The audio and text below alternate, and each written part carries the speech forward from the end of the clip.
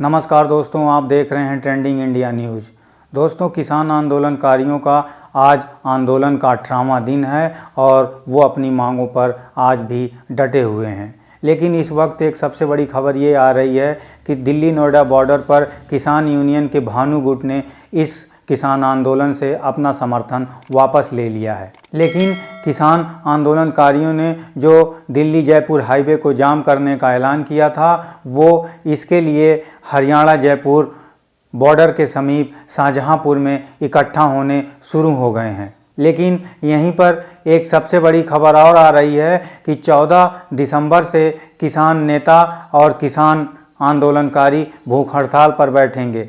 दोस्तों, मैं आपको बताना चाहता हूं कि सरकार और किसान आंदोलनकारियों के बीच कई दौर की बातचीत हो चुकी है, लेकिन इसके बावजूद जो है इनके बीच कोई भी बीच का रास्ता नहीं निकल पाया है और किसान अपने तीनों मांगों को लेकर अड़े हुए हैं और उनका ये कहना है कि जब तक ये काला कानून वापस नहीं होगा तब तक वो इसी तरीके से आंदोलन जारी रखेंगे। लेकिन दोस्तों, मैं आपको बता देना चाहता हूँ कि अमेरिका के वाशिंगटन डीसी में जो है भारतीय एम्बेसी के सामने गांधी जी की प्रतिमा पर स्प्रे किया गया है और उस प्रतिमा को खालिस्तानी झंडों से ढक दिया गया है। तो दोस्तों, आप समझ सकते हैं कि ये किसान आंदोलन किस ओर जा रहा है और इसका जो है मुख्य उद्देश्य क्या है, किसी को कुछ समझ में नहीं आ रहा है। क्योंकि जिस तरीके से सरकार ने कहा है कि वो किसान बिल में संशोधन करने को तैयार है, लेकिन किसान आंदोलनकारी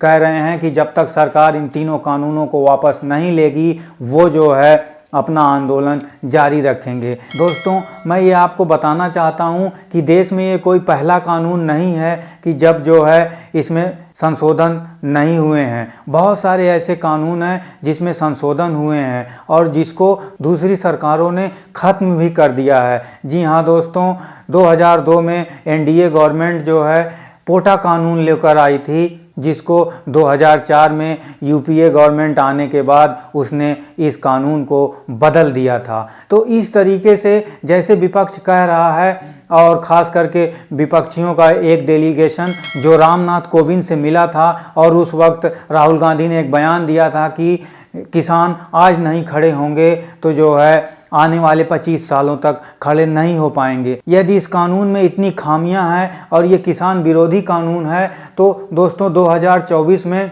मोदी जो है अपने आप चुनाव हार जाएंगे और आपकी सरकार बनेगी। आप इस कानून को बदल दीजिएगा। लेकिन इतनी जल्दी क्या है, इतनी आपाधापी क्यों है, या फिर विपक्ष को ये चिंता है कि कहीं ये कानून पूरी तरीके से लागू हो गया और जिस तरीके से प्रधानमंत्री मोदी किसानों की आय दुगना करने की बात करते हैं और उनकी आय दुगनी हो गई तो आने वाले 25 सालों तक जो है उनका कोई भी चारा नहीं चलेगा। क्योंकि दोस्तों, मैं आपको बता देना चाहता हूं, जिस तरीके से किसान आंदोलन जारी है, इस बीच देश के कई राज्यों में नगर निगम के चुनाव हो रहे हैं और वहां पर बीजेपी जो है बहुत भारी मात्रा में जीत दर्ज कर रही है। यदि इस किसान कानून में इतनी खामियां हैं तो आखिर बीजेपी जो है क्यों नगर निगमों में क्यों इतनी ज़्यादा सीटें जीत रही है, ये किसी के भी समझ में नहीं आ रहा है। दोस्तों, मैं आपको बताना चाहता हूं कि इस देश में 15 करोड़ किसान परिवार हैं। जब ये कानून इतना किसान विरोधी कानून है तो फिर आप 3 साल 4 साल और इंतज़ार करिए, इसके बाद मोदी सरकार अपने आप ही समाप्त हो जाएगी और जब विपक्षियों की सरकार आएगी तो आप इस कानून को पूरी तरीके से ख़त्म कर दीजिएगा। लेकिन दोस्तों, मैंने आपको पहले ही बताया था कि इसके पीछे कहीं ना कहीं राजनीति छिपी हुई है और ये आने वाले वक्त में पता चलेगा कि आखिर ऐसा क्यों हो रहा है। क्योंकि जिस तरीके से किसान अपनी मांगों पर अड़े हुए हैं, इससे तो यही लग रहा है इसके पीछे कोई न कोई बड़ी ताकत या ऐसी ताकतें हैं जो सरकार और देश को कहीं ना कहीं डिरेल करना चाहती हैं। दोस्तों, मैं आपको बता देना चाहता हूं कि अब इस बिल के समर्थन में भी कई सारे किसान संगठन कल जो है देर रात कृषि मंत्री नरेंद्र तोमर से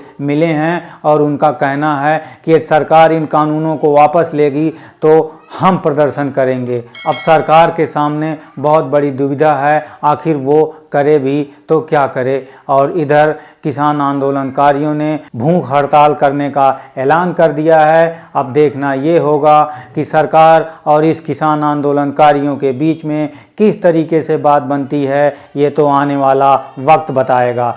दोस्तों, ये वीडियो आपको कैसा लगा हमें हमारे कमेंट बॉक्स में ज़रूर बताइए और हमारा चैनल सब्सक्राइब करना मत भूलिए। जय हिंद, जय भारत।